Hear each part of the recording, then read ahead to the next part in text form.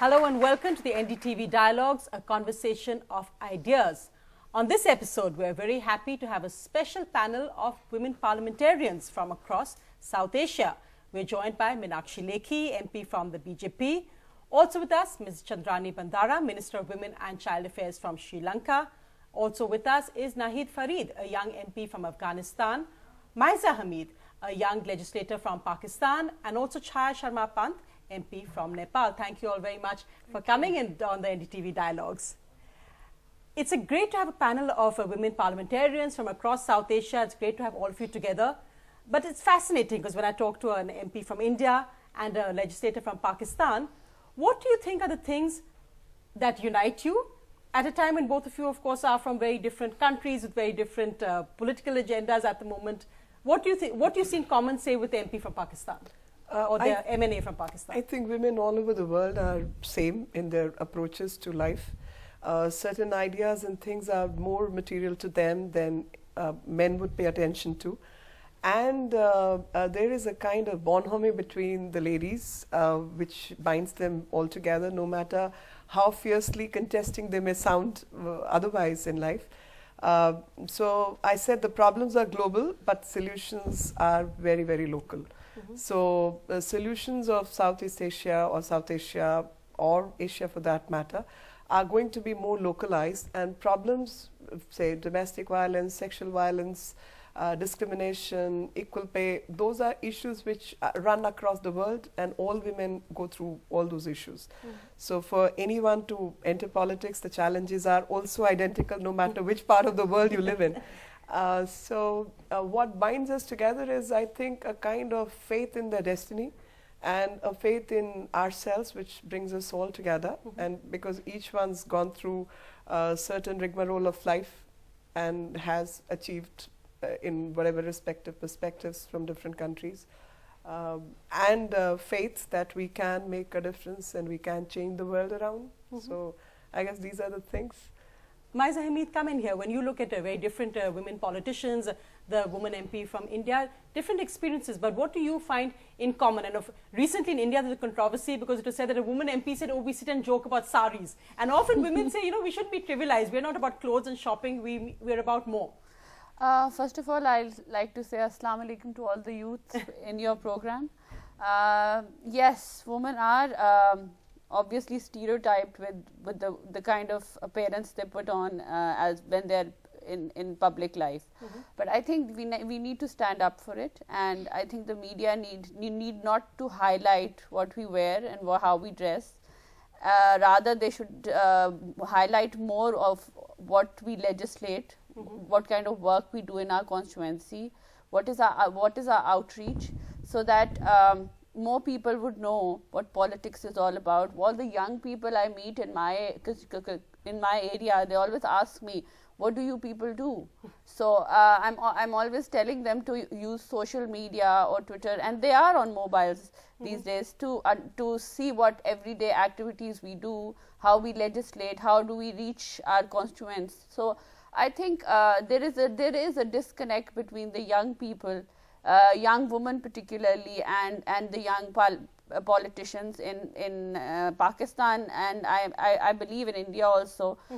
So in order to relate, we need more role models. We need more women who can actually tell these young girls that, you know, politics is a service to humanity, and you need to come in and serve your country.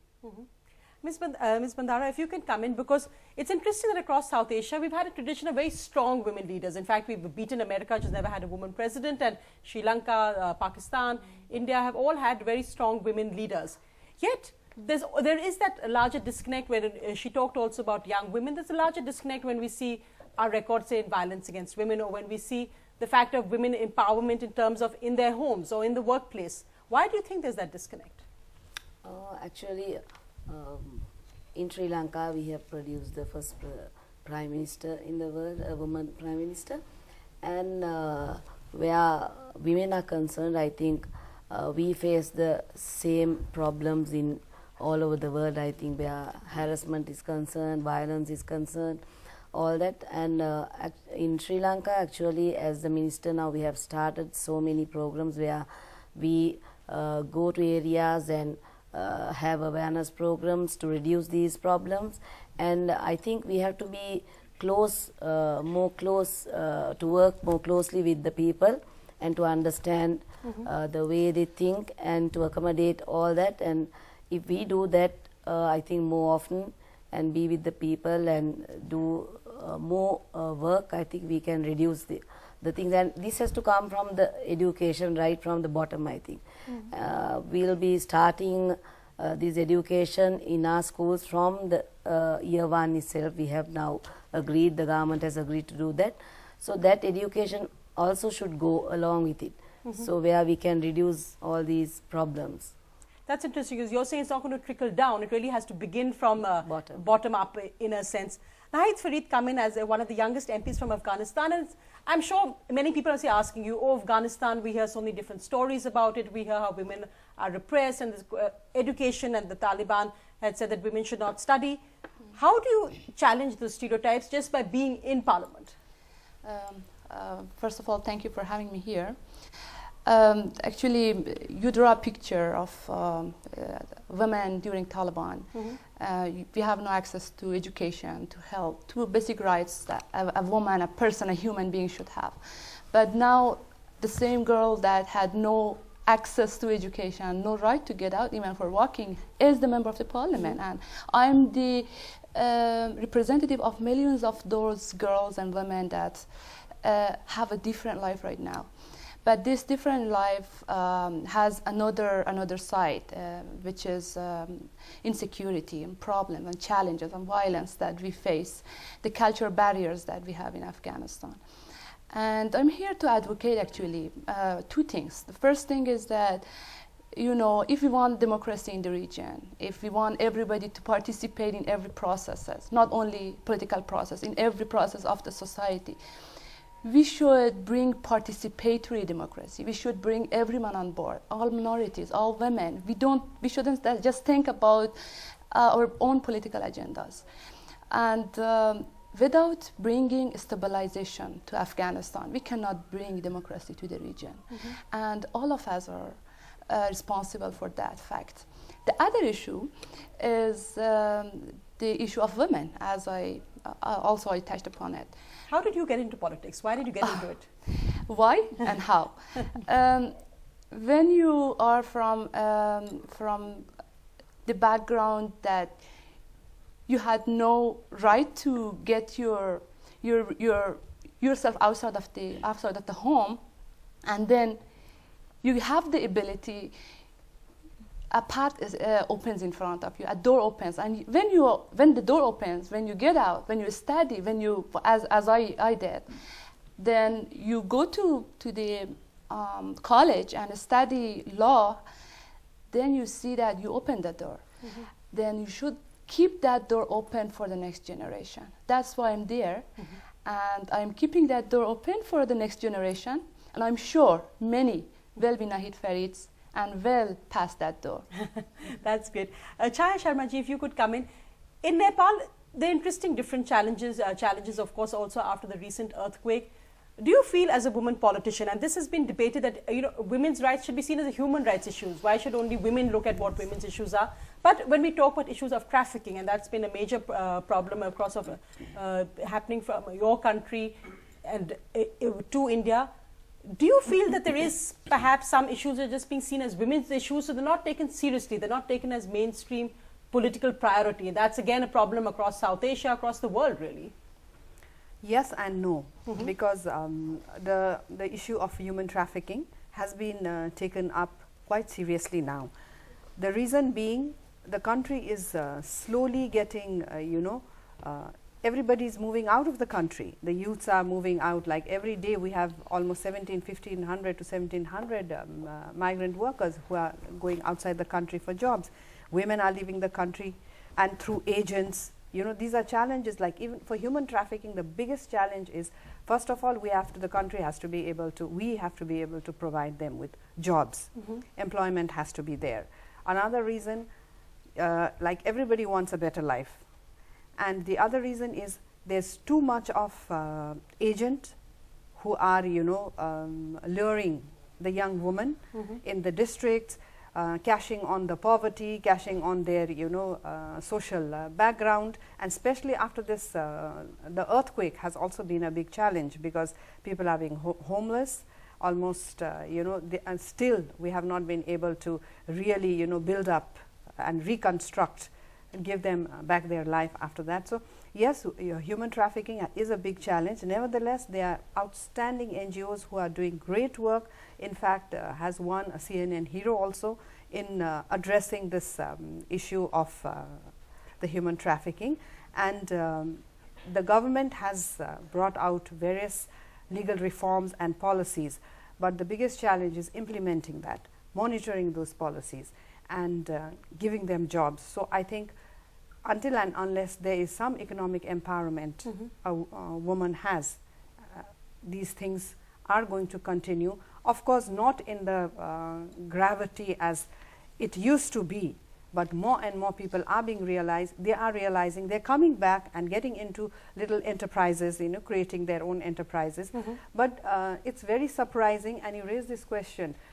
It's every day it's in the papers how women are going through violence in the place of their overseas employment, but probably we are lacking in creating awareness that more and more are still going.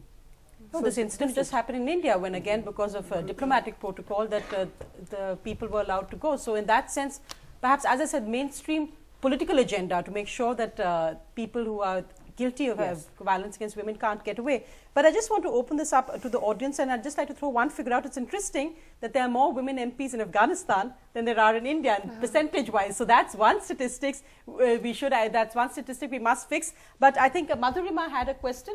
So when we're discussing about how you're saying that Afghanistan has more MPs than India, so the solution that has been thought about is like quotas and reservation systems should be brought up. My question would be that a lot of times in the past, we've heard and we've noticed that a lot of these well-intended schemes for reservations and quotas are misused. So there are these influential people who will make women as proxies in the parliament and other political arenas, and the actual decisions and the agendas that would be brought up would be their own. There won't be the women, it wouldn't be the women who are actually in those places taking those decisions. The Sarpanch Pati, as is called in more Panchayat elections. But I mean, I know this is one woman MP who will never be used as a proxy for anyone else. But go ahead, Ms. Lekhi, on that issue, because it's been a controversial one. We've seen that even though both the parties, the Congress and the BJP, have actually had supported the Women's Reservation Bill, it's basically now in cold storage. Do you think that as a woman MP, that's something you should fight for across party lines? Or do you feel, perhaps from your own experience, that merit is the answer? You want to fight on an equal playing field? See, I have a different take, and in fact I aired that view even when I was in Sri Lanka. I'm happy that Pakistan, Afghanistan, and now even Sri Lanka is trying for giving 25% to women through reservation. But interesting part is these countries, not so much in Afghanistan, but these countries where it's a party's prerogative, it's a proportionate representation which they are giving. So if BJP gets 282 seats, 283 seats, the BJP will give 70% of the nominated MPs. But those member of parliament need not be the ones who have contested elections, have won, and actually I am in favor of more strong women, confrontationalist women, rather than the one who follow the path assigned to them. I prefer women who can stand on their own, and for that I think the better system is what Nepal has also done. Nepal's constitution is under review and many things, but what they planned was that it is in the nature of electoral reforms. So any party which wants to be recognized as a regional party or wants to be recognized as a national party, per force they should be given 33% of tickets to women. Now in that process, I personally feel that no party would of their own decide to lose 33% seats. So they would automatically have to search for women candidates within their ideology and give tickets to women who are competent and merit-based, and also support women to win those seats, because end of the day, every electoral party wants to win elections. And that way you will get a leadership of women who are very strong and competent, and who can challenge men not just outside the party but within the party also. And that way you can actually throw up a fantastic leadership if somebody is serious about the job. I think I actually agree with you, because we are seeing this fascinating revolution in Uttar Pradesh, Haryana, where more and more women are being elected on seats which are across, where they're fighting against men. So I do think that rather than creating women-only seats, it may be nice to actually just give more tickets to women. But my Meet, come in, because in Pakistan also, sometimes there are the same issues that, prominent politicians will have to be the wife or the widow of a prominent male politician, or the daughter. That's how the legacy of the dynasty goes on. Do you find that in Pakistan? To begin with, we don't get an equal opportunity platform anyway. So if a quota system has been introduced, that means a woman gets a platform. And I think it entirely depends on that woman, how she uses that platform, instead of just saying the fact that, because we've come into the parliament and we've been dictated by our the policies are being dictated by political parties. It can be the other way around. You can come up with policies, you can come up with pro-woman, pro-youth programs, which you can put up to the leadership and get them through. And then there are, we have about 4 institutions that are completely independent, and media is one of them. I mean, they can highlight those women, and they can highlight the kind of work that they are actually doing. In Pakistan, there are examples of women who've come in on a reserved seat, but they've proved themselves in the parliament, and the political parties were forced to take them on an elected seat. I think these systems are at least getting women on board and getting to be heard, getting to participate. But it may we've been debating that trophy MPs, what does it lead to? But end of the day, when women in Panchayat got their first right through this methodology, today women have made strides and have changed the entire system also, so that Sarpanchpati does not operate in many cases, I know. and some fantastic stories which are coming out. Yeah, So if you put education and all these benchmarks, I think more and more sustainable political faces will come. No, I wanted to ask Ms. Bandara that there is often this danger of women's issues being considered something only women deal with, and it's true that I think across countries, all women and child affairs ministers will necessarily be women. And I was very careful. I said the audience today, I don't want only girl students, I must have boys as well. Fantastic. This is an issue which is not about women as well. Why do you find that when you bring up a women's issue, you're told that, okay, this is not something that is really mainstream, let's not worry about it now, or let women worry about it? I don't think so. As to talking about the women minister, I think the last government had a male. Oh, really? That's good to hear. Yeah. So I think whether it's a male or a woman, I think we all come across and go through these similar situations. So I think when it comes to women's issues, I don't think we should put it aside. We have to take it seriously, and the present government is really taking these issues seriously, and we are working on it, and especially the President and the Prime Minister, they are really into this, and they are giving me the fullest support to try and make these incidents lesser and lesser, where we won't be hearing it more, because the past few months we have been hearing more of these the women getting harassed, being raped, killed, children being raped, and so on and so forth. So it has been terrible the last few months.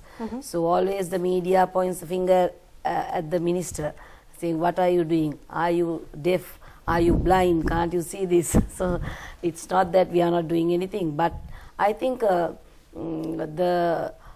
public too should get involved. And yes, and the parents, they should get involved where the children's matters are concerned. I'm going to, because in fact you raised that, and that's an interesting point, Mr. President, because of course we know globally we have the Canadian Prime Minister Justin Trudeau, and of course Canada, the Embassy of Canada organized this forum. So the Canadian Prime Minister Justin Trudeau, who made that very interesting speech on feminism recently, and when asked that why his cabinet had 50% women in it, he said because it's 2015. Well, it's 2016 now, and I don't know how much we progressed in cabinets around the world, as I said, not just South Asia. But let's have our next question. I think Ankita had a question to ask. As feminism is a global movement, right? So I wanted to ask why it is considered a privilege rather than equality. I'm going to get you in on that, because again, as a young woman, you know, feminism somehow said that, oh, if you're a feminist, it's used almost sometimes as a derogatory word, and it's not something which is considered outdated, or, you know, you see somebody, very strident person out there talking about feminism. What do you think now the focus should be? Do we look more at equality rather than as feminism, or as you've had very interesting views? As I said, Prime Minister Trudeau also made an interesting take on this. Thank you for the question. Actually, if you look at the feminism just as a school of thought, and you see the final destination is not just to bring feminism to the table. You bring equality. That's the way that I look at this issue. And I also want to reflect on quota issue, if you give me the permission. The young lady asked a very wonderful question about the quality of representation. At the same time that we think it's a double-edged issue, at the same time that we think that we have to bring more cards on behalf of women to the parliament, we should think that how they represent. The quality is very important. And we face the same problem in Afghanistan. We have 27% of the seats in both houses, but at the same time, some of these women, they really don't have the agenda of women. They're under the influence of their male counterparts from the same province, instead of thinking about the women agenda. I would rather to have a man who speaks on behalf of women instead of a woman who is quiet. So that's also another thing. That's a double-edged issue.